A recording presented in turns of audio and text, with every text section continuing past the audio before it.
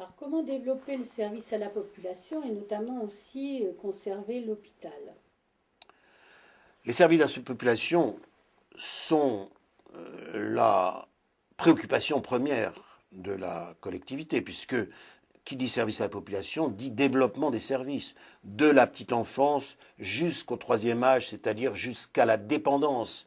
Je pourrais dire que la ville de Gisors a été la première à signer un contrat petite enfance avec la CAF, que la ville de Gisors a développé une politique en faveur de la dépendance à l'autre bout de la chaîne de la vie des individus, notamment récemment la création d'un SIAD, d'un service pour aider les gens qui sont très dépendants et qui vient de connaître une nouvelle extension avec de nouveaux moyens qui ont été donnés au SIAD, des créations d'emplois récemment encore.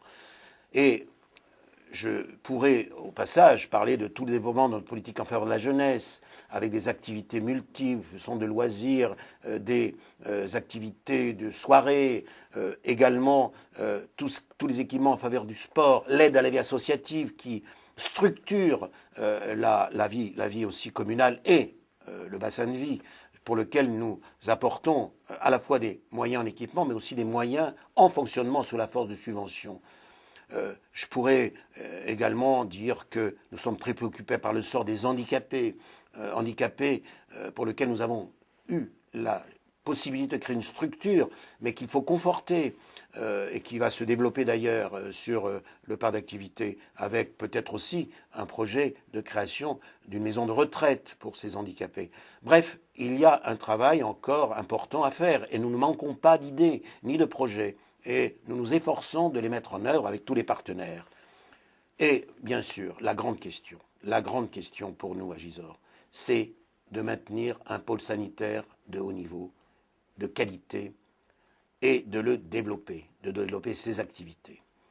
Vous le savez bien, nous avons mené un combat majeur il y a 2 ans et demi pour sauver cet hôpital. Quand je dis sauver cet hôpital, sauver ses services actifs. Et ne pas faire en sorte qu'il ne devienne une maison de retraite, comme c'est le cas malheureusement dans nombre de villes de notre importance. Nous avons gagné ce combat parce que nous avons rassemblé, sans distinction, des dizaines de milliers de nos citoyens qui nous ont aidés à faire comprendre au ministère de la Santé ou à la tutelle régionale que dans ce bassin de vie de 60 000 habitants, il nous fallait un pôle sanitaire de qualité. Il nous fallait développer aussi une offre de soins beaucoup plus large parce que le département de l'Eure notamment est particulièrement déshérité dans le domaine sanitaire.